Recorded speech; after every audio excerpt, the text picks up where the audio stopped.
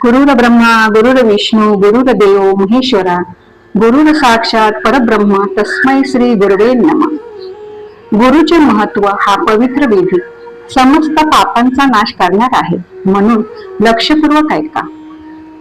गुरु भक्ती ही शुद्ध करून सर्व पाप बंधनाला क्षीण करते. गुरुच्या केवळ अवलोकनाने, स्पर्शाने तसेच संभाषणाने जीवाला पापांचा नाश करणारी बुद्धी तात्काळ प्राप्त होते, जिच्या योगाने पुरुषाच्या पापांची अत्यंतिक शुद्धी होते. शिष्याने गुरुबद्दल नेहमी आदर ठेवावा. भक्ती प्रेम असणे हे आवश्यक आहे. गुरुच्या गौरवाला अनुरूप असेच आचरण करावे. जो गुरु आहे त्याला शिव म्हटले आहे आणि जो शिव आहे त्यालाच गुरु मानण्यात आले आहे.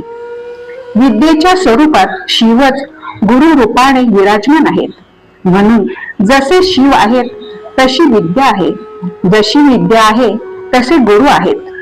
शिव विद्या आणि गुरु यांच्या पूजनाने समान फळ प्राप्त होते. गुरु सर्व देवात्मक आणि सर्व मंत्रमय आहे, म्हणून गुरु आज्ञेला प्रयत्नपूर्वक शिरोधात मानावे. ज्या मनुष्याला स्वतःच्या कल्याणाची इच्छा आहे त्याने आपल्या गुरुशी काया वाचा मनी कधीही कपट करू नये. जो गुरु आज्ञेचे मनपूर्वक पालन करतो त्याला ज्ञान आणि संपत्ती प्राप्त होते.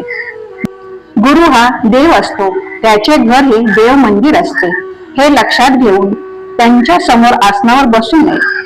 पाप्यांच्या संगतीने व पापाने मनुष्य पतित होतो, त्याचप्रमाणे गुरुच्या संगतीने मनुष्याच्या सर्व पापांचा नाश होऊन तो धर्मफळाचा अधिकारी बनतो.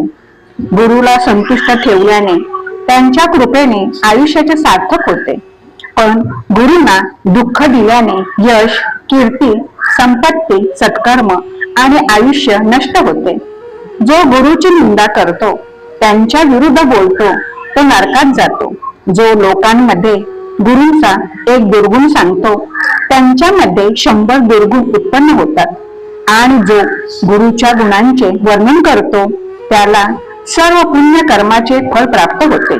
म्हणून गुरुना हितकारक आणि प्रिय असे तेच करावे.